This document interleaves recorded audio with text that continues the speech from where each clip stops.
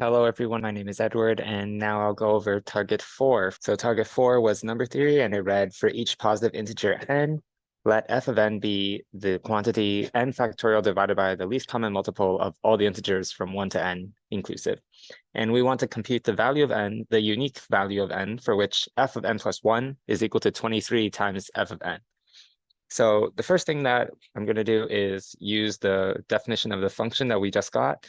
And on the left, we have n plus 1 factorial over the LCM of from 1 to n plus 1. And on the right, we have 23 times n factorial over the LCM from 1 to n.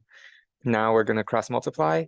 And then note that every term here is an integer because the LCM returns an integer and the factorials are also integers. So we can also divide by n factorial. So on the left, we just have n plus 1.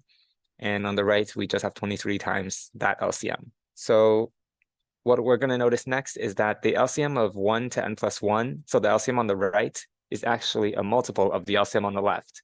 And that's because every factor of the LCM on the left is actually also a multiple, is also a factor of the LCM on the right. So that means we can divide both sides and move the LCM to the right and still have an integer on the right side. So that means that n plus 1 is equal to 23 times an integer. So we can say 23k is going to be n plus 1, where k is the positive integer. And that means n is equal to 23k minus 1.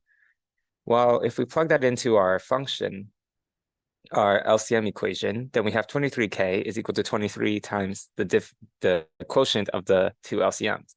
So we can divide by 23 and just get that k is equal to LCM, divide by LCM, So we're going to move that up because I need more space. So now the quotient between consecutive LCMs is going to be almost always 1 because 23k is going to can be broken into 23 and k. K is already in the interval from 1 to 23k minus 1, almost for all positive values of k.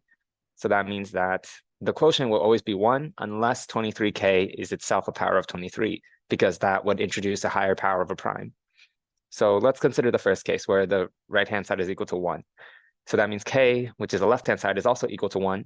And then we can plug in 1 for k in the right-hand side and have the LCM from 1 to 23 over the LCM from 1 to 22.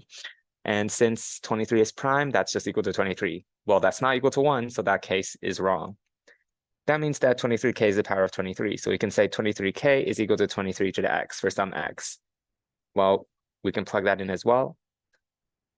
And we'll note that 23 to the x is the only multiple of 23 to the x that's within the interval. So that means that the bottom LCM has no factor of 23 to the x. So that means that the LCM of the top is just going to be 23 times the LCM of the bottom. So that's just also 23. So that means that k is going to be 23 since k is equal to the quotient of the LCM. And when we plug that back in, we have that n is equal to 23k minus 1. Remember, that's where we got k from the beginning. And that's just 528. And that is our answer for target 4. Hi, everybody. This is Tim. Hope you're enjoying our videos. If so, you know what to do. Like, subscribe, turn on notifications, all that sort of thing. But what I'd really want to invite you to do is to send us an email at media@mathleague.org.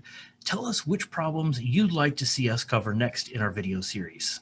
Take care and see you in the next video.